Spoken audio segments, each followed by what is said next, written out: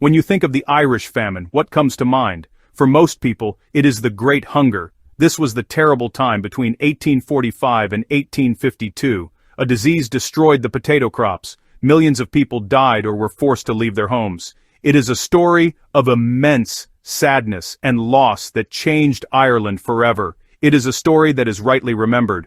But what if I told you that this was not the only famine to strike Ireland? What if the Great Hunger was just the final, most devastating chapter in a much longer, sadder story of starvation? It is a history that stretches back for centuries, a story of many different hungers.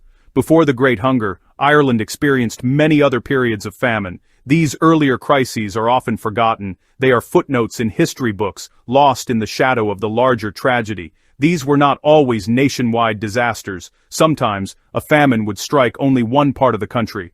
A bad harvest in Ulster or a severe frost in Munster could bring starvation to thousands, while other parts of Ireland remained untouched. These were local tragedies, but they were deeply felt. They left scars on communities. They shaped the lives of countless Irish families long before the potato blight arrived on Ireland's shores.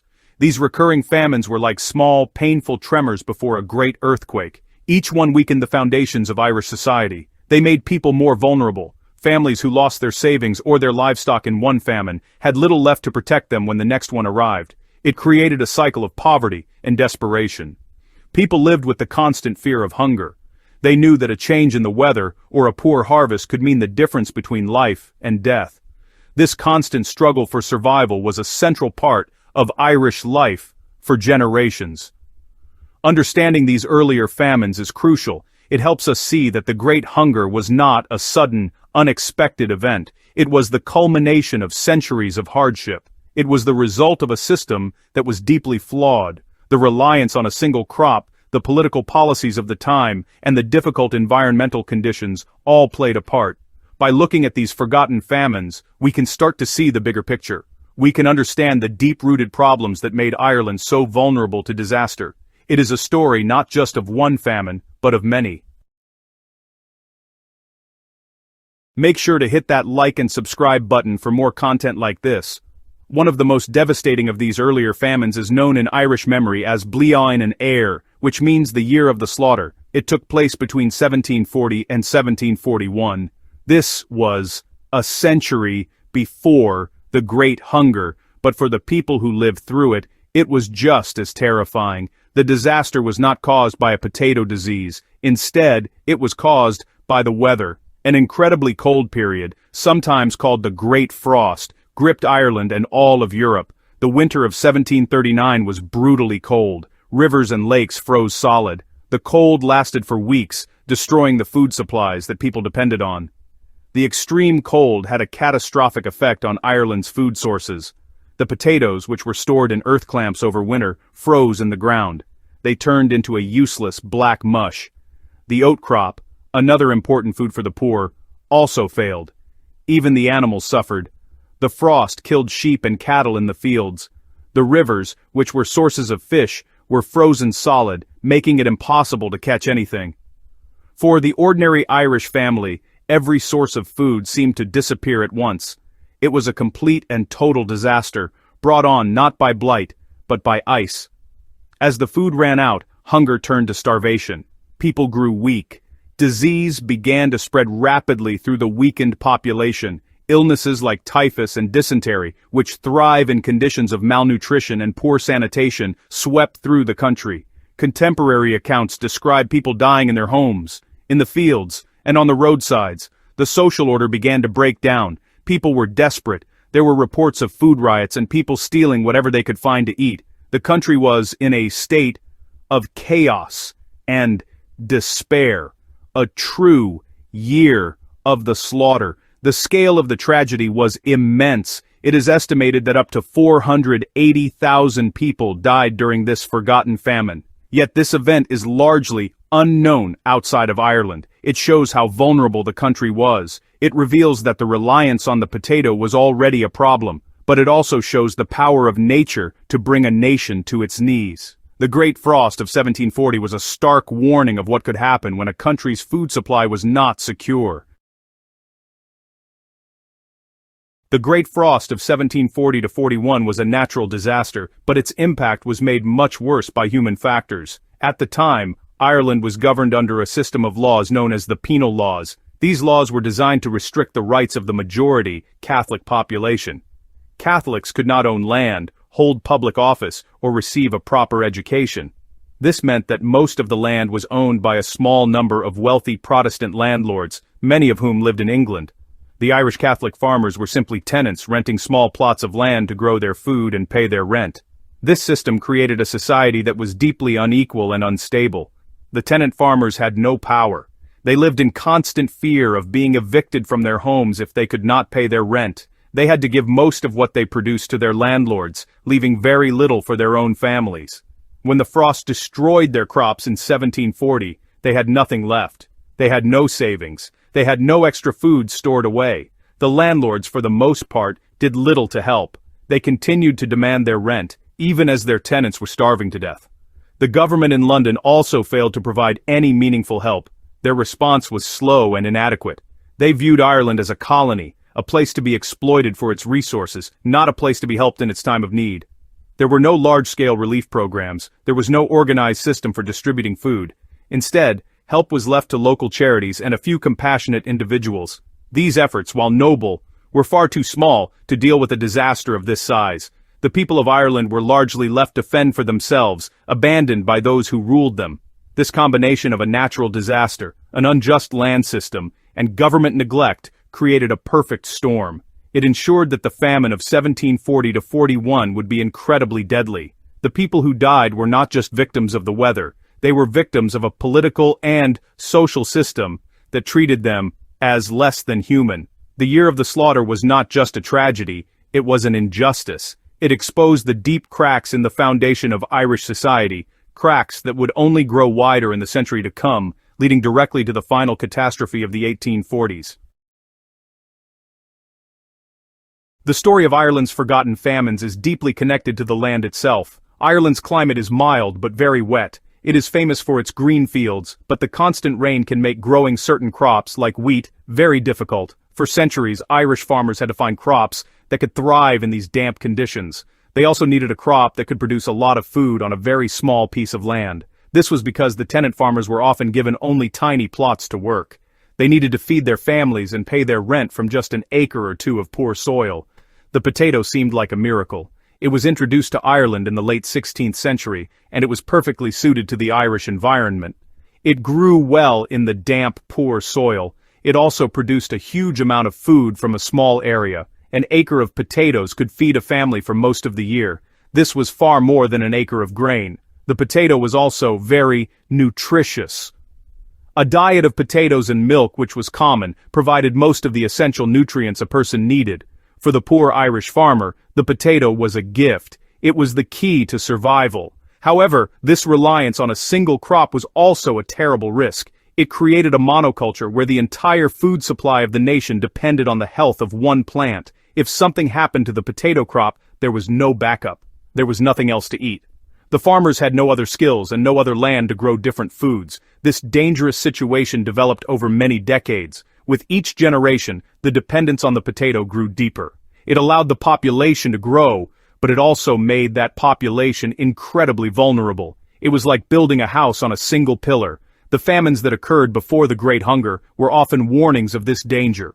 In years like 1728, 1740, and 1800, localized famines were caused by potato crop failures. Sometimes it was frost that killed the plants. Other times it was a different disease or a period of drought.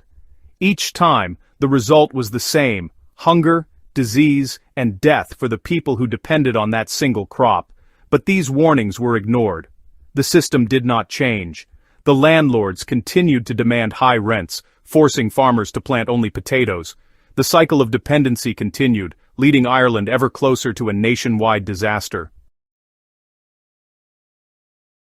The repeated famines in Ireland were not just accidents of nature. They were the predictable result of a political and economic system that was, honestly, designed for failure. The core of the problem was the land system. Ireland was not a country of small, independent farmers. It was a country of tenants. The land was owned by a small, elite class of Anglo-Irish landlords. They rented out their land in smaller and smaller plots to the Irish Catholic population. The goal of this system was not to create a healthy, stable society. The goal was to extract as much wealth as possible from the land and the people who worked it. The life of a tenant farmer was one of extreme insecurity. Most had no legal right to the land they farmed. They could be evicted at any time, for any reason. This meant they had no incentive to improve the land. Why would you build a better house or drain a field if you could be thrown out the next year?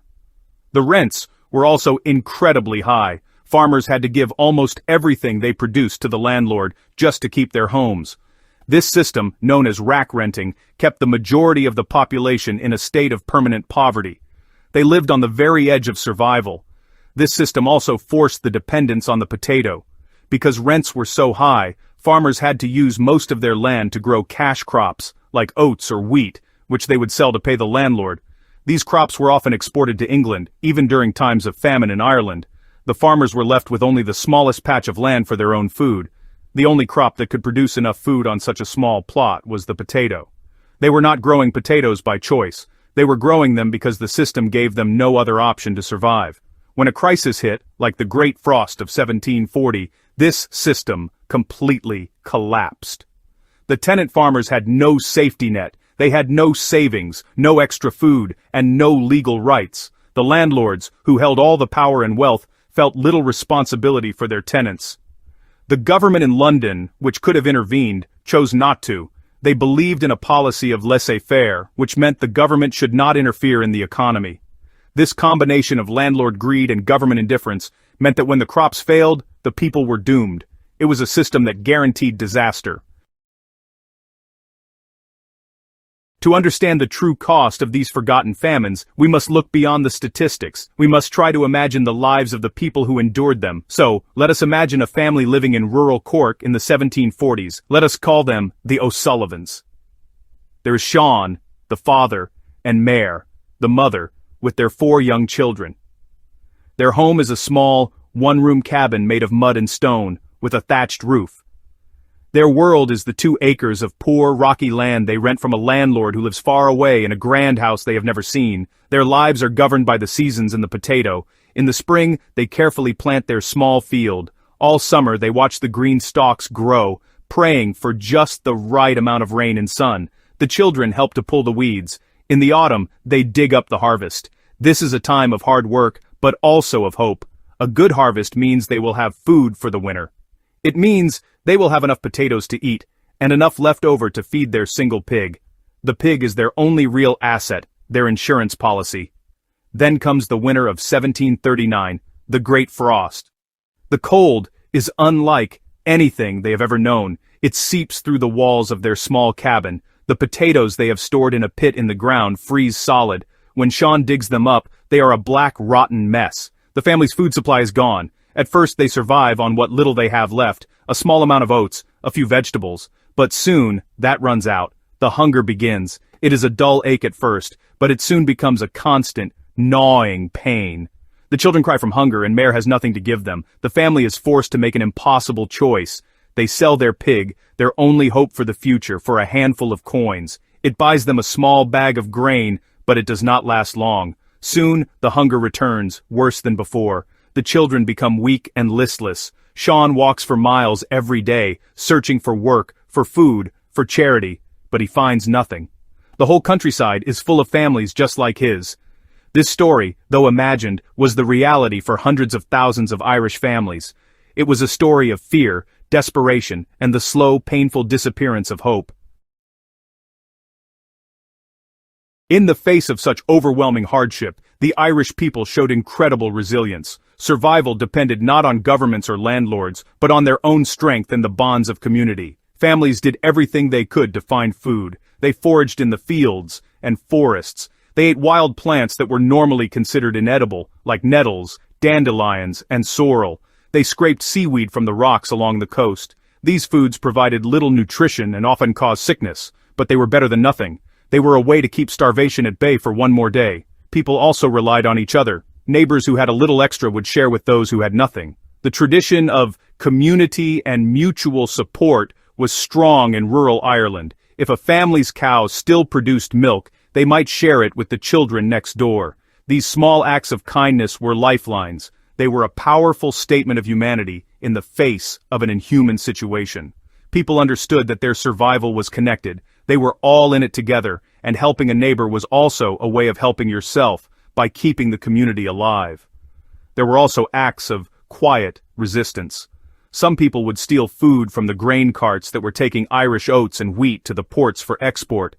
These were desperate acts, not driven by greed, but by the need to feed their starving families. They saw the food that they had grown being shipped away to another country while their own children were dying of hunger. For them, taking this food was not a crime, it was an act of justice. These food riots were often brutally suppressed by the authorities, but they showed that the people were not just passive victims, they were fighting for their lives. Charity also played a role, though it was often limited. Some local priests and ministers did what they could to help their congregations. They set up soup kitchens and distributed what little food they could collect. A few compassionate landlords also tried to help their tenants by reducing rents or providing food. But these efforts were small and scattered. They could not solve the larger problem. In the end, it was the courage and resourcefulness of ordinary people that saw them through. Their ability to endure, to share, and to resist was the only thing that stood between them and total annihilation. The repeated famines of the 17th and 18th centuries created a deep and lasting cycle of hardship in Ireland. Each famine left the population weaker and more vulnerable than before. A family that lost its livestock or its small savings in one crisis had nothing to fall back on when the next one struck.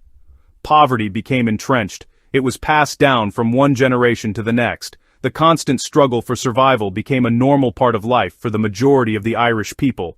They lived with a sense of precariousness, knowing that disaster could strike at any moment.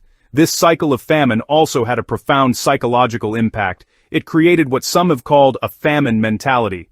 This was a deep-seated fear of hunger and a constant anxiety about the future.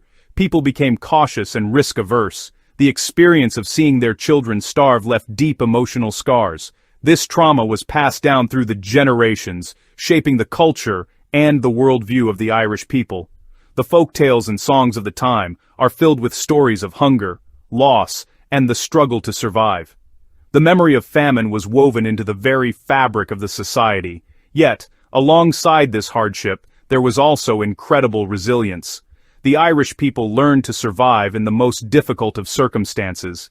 They developed strong community bonds and a deep sense of solidarity. They learned to rely on each other, because they knew they could not rely on the authorities. This resilience became a defining characteristic of the Irish identity. It was a strength born of suffering. The ability to endure, to maintain hope and to find moments of joy even in the darkest of times is a powerful theme in Irish history and culture. This cycle of hardship and resilience set the stage for the Great Hunger of the 1840s. By the time the potato blight arrived, Irish society had already been weakened by centuries of poverty and recurring famine. The people had little to no resources left to cope with a disaster of that scale. The earlier Forgotten Famines had stripped away their defenses. Understanding this long history of vulnerability is essential to understanding why the Great Hunger was so devastating. It was not just one event, but the brutal conclusion to a long and tragic story. Why does it matter that we remember these forgotten famines? It matters because history is not just about the big famous events. It is also about the smaller, quieter stories that shape the lives of ordinary people. By focusing only on the Great Hunger, we risk simplifying a much more complex story. We risk forgetting the long centuries of struggle that came before it. The story of Ireland is not the story of one famine. It is the story of a people who endured many famines and who learned to survive against all odds. Remembering these earlier crises helps us to understand the root causes of the Great Hunger more clearly. It was not just a potato blight. It was the result of a colonial system, an unjust social structure, and a complete failure of government. These problems did not appear overnight in 1845. They had been present for centuries, and the forgotten famines of the 18th century are powerful evidence of this. They are the warning signs that were ignored. They show us how political and economic decisions made by people in power can lead to devastating human consequences. Furthermore, remembering these stories honors the lives of the people who suffered and died. The victims of the famine of 1740 to 41 are just as worthy of our remembrance as the victims of the 1840s. Their stories are a testament to the human spirit. They remind us of the terrible cost of poverty, inequality, and indifference. By telling their stories, we give them a voice. We acknowledge their suffering and their courage. We ensure that they are not just forgotten statistics in a forgotten chapter of history. Ultimately, the story of Ireland's forgotten famines is a universal one. It is a story about vulnerability, injustice, and resilience. It teaches us important lessons about food security, social justice, and the responsibility of governments to protect their people. It reminds us that disasters are often not just natural, but are shaped by human choices. In a world where hunger and poverty still exist, these lessons are more relevant than ever. By remembering the past in all its complexity, we can learn to build a better, more just future for everyone.